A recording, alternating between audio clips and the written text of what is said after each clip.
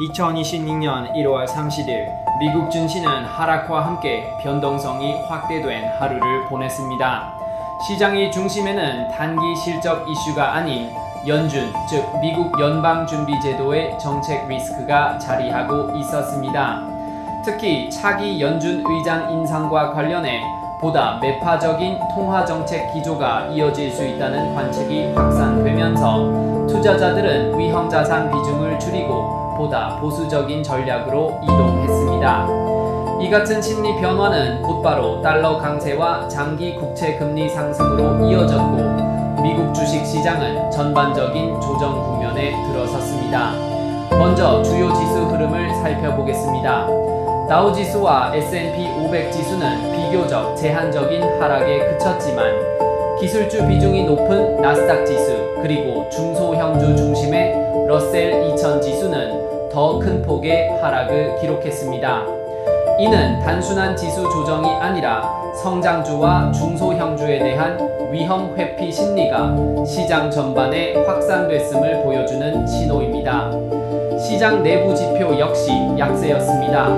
상승 종목보다 하락 종목 수가 크게 많았고 신규 저가 종목이 증가하면서 시장 체력은 눈에 띄게 약화됐습니다.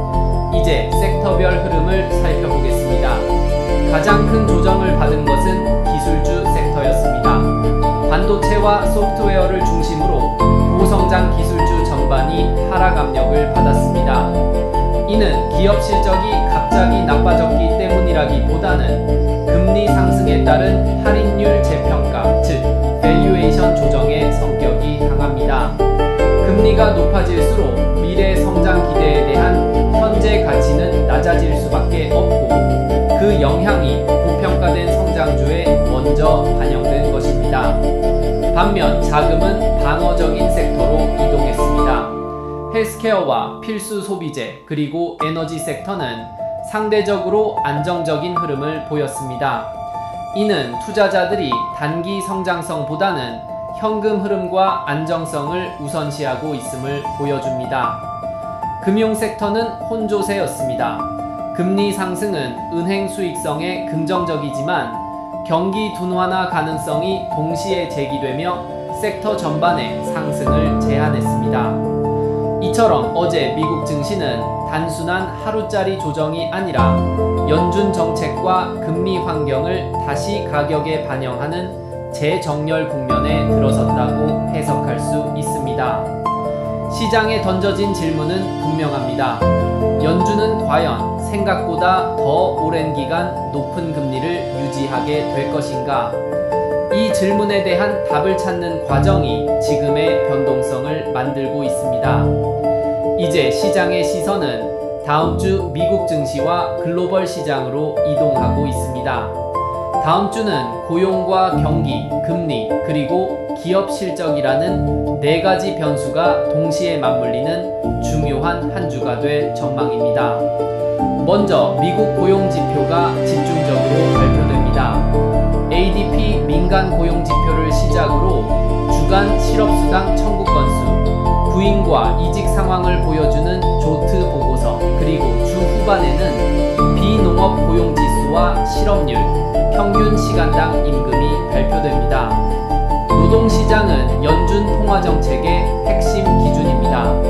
고용이 여전히 강하다면 금리 인하 기대는 다시 한번 후퇴할 수 있고 반대로 고용 둔화가 확인될 경우 정책 완화 기대가 재부각될 가능성도 있습니다. 다음으로는 경기 체감 지표입니다. ISM 제조업 지수와 서비스업 지수는 미국 경제가 확장 국면에 있는지 아니면 둔화 국면에 진입하고 있는지를 가늠할 수 있는 중요한 선행 지표입니다. 특히 수치 자체뿐 아니라 전월 대비 변화와 시장 예상치와의 차이가 시장 변동성을 키울 수 있습니다. 또 하나 주목할 일정은 연준의 베이지북 발표입니다. 베이지북은 각 지역의 실제 기업과 소비, 고용 현황을 담은 보고서로 연준이 현장에서 느끼는 경제 체감을 엿볼 수 있는 자료입니다. 표현의 톤 변화 하나만으로도 시장 해석이 달라질 수 있는 만큼 투자자들의 관심이 집중되고 있습니다. 여기에 더해 다음 주에는 주요 기업들의 실적 발표도 이어집니다. 시장은 이제 AI에 얼마나 투자하고 있는가가 아니라 그 투자가 언제, 어떻게 실제 수익으로 이어질 수 있는가를 묻고 있습니다. 기업 실적과 가이던스에서 이 질문에 대한 명확한 답이 제시된다면 기술주는 반등의 계기를 마련할 수 있지만 반대로 비용 부담만 부각될 경우 조정 국면은 더 길어질 수도 있습니다. 마지막으로 미국 시장의 흐름은 글로벌 증시와 자산시장 전반에 영향을 미칩니다. 달러 강세와 금리 상승은 신흥국 시장과 원자재 그리고 글로벌 주식시장 전반에 부담으로 작용할 수 있습니다. 즉, 다음 주는 미국만의 이벤트가 아니라 글로벌 자산 재배치의 방향을 가늠하는 중요한 분기점이 될 가능성이 큽니다. 정리해보면 어제 미국 증시는 연준 정책 리스크를 다시 가격에 반영한 하루였습니다. 그리고 다음 주 시장은 고용과 경기지표, 연준의 시그널, 그리고 기업 실적을 통해 이 조정이 일시적인 순 고르기인지 아니면 더 긴 재정렬의 시작인지를 판단하게 될 것입니다.